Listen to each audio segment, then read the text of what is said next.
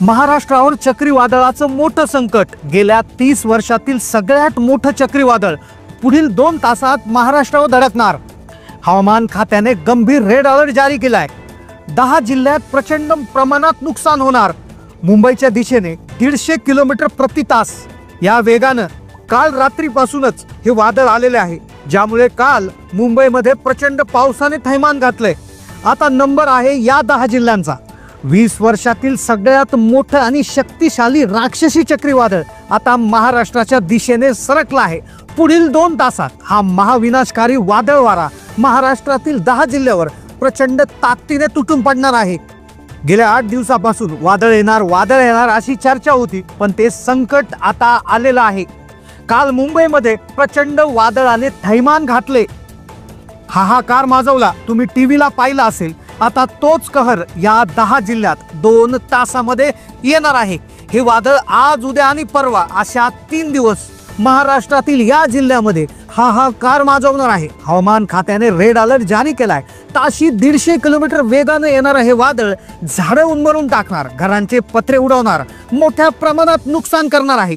कोणते ते 10 जिल्हे आहे जिथे रेड अलर्ट जारी केलाय? कोणत्या 10 जिल्ह्यामध्ये घरांचे पत्रे उडणार आहेत, झाडे उन्मळून पडणार आहे, लोकांना घराबाहेर पडण्यासाठी सूचना देण्यात आलेली आहे? या 10 जिल्ह्याला सर्वाधिक धोका कोणते ते 10 जिल्हे आहे लक्षपूर्वक पाहायचं आहे, कारण की आता हे वादळ आता आलेलं आहे, महाराष्ट्रात धडकलेलं आहे. मुंबईमध्ये हाहाकार सुरू झालेला आहे. या वादळाचं नाव आहे शक्ती वादळ. गेल्या 2 दशकातील सर्वात भयंकर वादळ. हवामान खात्याने याविषयी स्पष्ट इशारा दिलाय. पुढील 2 तासात 10 जिल्ह्यामध्ये हे वादळ नुकसानाला सुरुवात करणार. अरबी समुद्र आणि बंगालच्या उपसागरात कमी दाबाचा पट्टा निर्माण झालाय, त्यामुळे हे वादळ तयार झालंय. याचा वेग इतका प्रचंड आहे की ज्याच्यामुळे नारळाची झाडं, विजेची खांब आणि कच्च्या घराची पत्रे उडणार आहे. समुद्रात मोठ्या मोठ्या लाटा उसळत आहेत. किनारपट्टीवर गावामध्ये पूर येण्याचा धोका आहे. विशेषतः शेतकऱ्यांसाठी सर्वात मोठा अलर्ट आहे. शेतकऱ्यांनी काही उन्हाळी पिकं, त्यामध्ये कांदा असेल, हळद असेल किंवा इतर भाजीपाला वर्गीय पिकं असतील, तर अशा सर्व पिकांचं मोठं नुकसान होऊ शकतं. त्यामुळे सरकारने रेड अलर्ट जारी केला आहे. तुमच्या जिल्ह्याचं नाव या 10 जिल्ह्यात आहे का? जाणून घ्या, कारण की 10 जिल्ह्यामध्ये आज, उद्या आणि परवा पुढील 3 दिवसामध्ये प्रचंड नुकसानाची शक्यता आहे. पुढील 2 तासामध्ये कोणत्याही क्षणी हे वादळ वाऱ्यासह अति जबरदस्त नुकसानाला सुरुवात होऊ शकते. राक्षसी वादळ तुमच्या जिल्ह्यात, तुमच्या गावात, तालुक्यात शिरकाव करू शकतं. 10 जिल्ह्यांची नावे त्यामुळे जाणून घ्या, कारण की आजपासूनच 70 ते 100 किलोमीटर प्रति तास वेगानं वादळी वारे वाहणार आहे. त्यानंतर लगेच मुसळधार पाऊस कोसळणार आहे आणि याबाबत गारपिटीचा देखील धोका आहे. अति मुसळधार ढगफुटी पावसाची शक्यता आहे, ज्यामुळे नद्या नाल्यांना पूर येण्याची शक्यता आहे. किनारपट्टी भागात समुद्राच्या लाटांचा कहर होईल. प्रशासनाने सर्व नागरिकांना घराबाहेर पडण्याचा इशारा न दिला आहे. किनारपट्टी भागातील लोकांना मासेमारी न करण्याचा सल्ला त्या ठिकाणी दिलेला आहे. या काळामध्ये विजेच्या कडकडाटासह प्रचंड पाऊस होणार आहे. विजा पडण्याचा धोका आहे. माणसं तसेच जनावरांचं तसेच शेतकऱ्यांचं मोठं नुकसान होणार आहे. चक्रीवादळाचा जर इतिहास बघितला तर इतिहासातलं हे सगळ्यात मोठं चक्रीवादळ असणार आहे.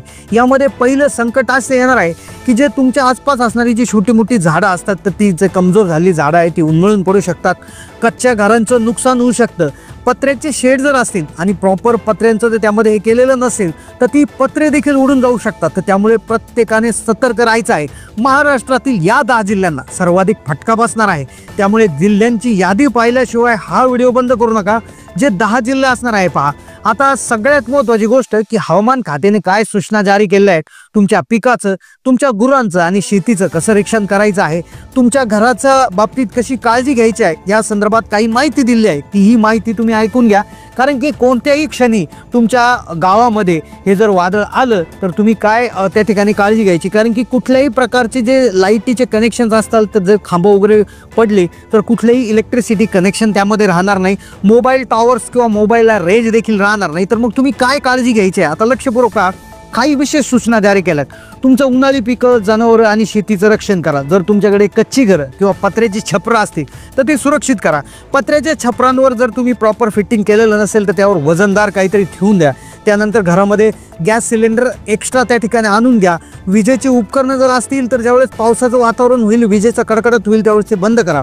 घराबाहेर जर असाल तर मोबाईल आणि इलेक्ट्रॉनिक वस्तूंचा वापर अजिबात करू नका, कारण की बऱ्याच वेळा असंही लक्षात आलं आहे की मोबाईलचं ऑन जर असेल किंवा त्यावेळेस कॉल जर आला आणि जिथे वीज पडण्याची शक्यता असेल तर ती वीज त्या मोबाईलच्या रेंजद्वारे किंवा त्या लहरीद्वारे खेचण्याची शक्यता असते. त्यामुळे बाहेर असताना मोबाईलचा वापर टाळा. जर पावसात जर तुम्ही अडकले, ज्यावेळेस शेतात गेले किंवा काय, तर त्यावेळेस झाडाखाली शक्यतो उभा राहू नका. विजा जर कडकडत असतील, जर तुम्ही किनारपट्टीच्या भागात राहत असाल तर तुमची जी कागदपत्र आहेत, घरामधली जी कागदपत्र आहेत, तर ती सुरक्षित ठिकाणी ठेवा, कारण की घरामध्ये पाणी शिरण्याची शक्यता आहे. मासेमारी करणाऱ्यांना किनारपट्टीवर परतण्याचे आदेश देण्यात आले आहे. अनावश्यक प्रवास टाळा. गरज असेल त्यावेळेसच घरातून बाहेर पडा. हवामान खात्याच्या वेबसाईटवर आणि ॲप्सवर वादळाच्या अद्ययावत माहितीवर नक्की नजर ठेवा. चॅनलला सबस्क्राईब करून ठेवा, कारण की आम्ही वेळोवेळी अपडेट तुमच्यासाठी देत आहोत. सतर्क राहा. पहा, या चक्रीवादळाचं गांभीर्य समजून घेण्यासाठी काही वादळ जे आले होते बघा, आता 10 जिल्ह्यांना सगळ्यात मोठा धोका आहे. पण याच्यामध्ये कसं नुकसान होतं, कारण की बरेचशी लोक जे आहेत ते सिरियसली घेत नाहीत. आता मागच्याही वर्षी वादळ आलं तर काही जण म्हणतील मागच्या वर्षी आलं तर त्याच्या मागच्या वर्षी आलं तर नंतर आलं होतं, पण आम्हाला काही त्याचा इफेक्ट बसलेला नाही. पण आता त्याची जी व्याप्ती होती पूर्वीच्या वादळाची ती कमी होती, त्याचा वेग कमी होता, त्याची तीव्रता कमी होती. 2019 मध्ये जर बघितलं तर कोकणात केर नावाचं वादळ आलं होतं, ज्याने रायगड आणि रत्नागिरी जिल्ह्यातील शेतीचं नुकसान केलं होतं. आता जे रायगड आणि रत्नागिरी व्हिडिओ पाहत आहेत त्यांनी कमेंट करा, त्यांना माहिती असेल 2019 मध्ये काय प्रलय तिथं माजला होता. पण आता जे बाकीच्या जिल्ह्यात राहतात त्यांना याचं गांभीर्य समजणार नाही. 2020 मध्ये एक वादळ आलं, अम्फान नावाचं चक्रीवादळ, ज्यामध्ये 13 लाख घरं आणि पिकांचं नुकसान केलं. हे अम्फान चक्रीवादळ देखील तुम्ही ऐकलं असेल तर कमेंट करा. 2021 मध्ये याच चक्रीवादळ होतं, तर त्याने किनारपट्टी लगतचे जिल्हे आहे, मग रत्नागिरी असेल, सिंधुदुर्ग असेल, रायगड असेल, तर प्रचंड मोठा त्या ठिकाणी हाहाकार माजवला होता. आणि आता सगळ्यात जबरदस्त 2025 मधलं चक्रीवादळ जे आहे, शक्ती चक्रीवादळ, हे गेल्या 20 वर्षातील सगळ्यात भयंकर आहे. यामुळे झाडं उन्मळून पडणार आहेत, घरं उद्ध्वस्त होण्याची शक्यता आहे, शेतीचं प्रचंड नुकसान होईल. म्हणून रेड अलर्ट आहे. तुम्ही आता या 10 जिल्ह्यात राहत असाल तर सावध राहा, प्रशासनाच्या सूचनांचं पालन करा.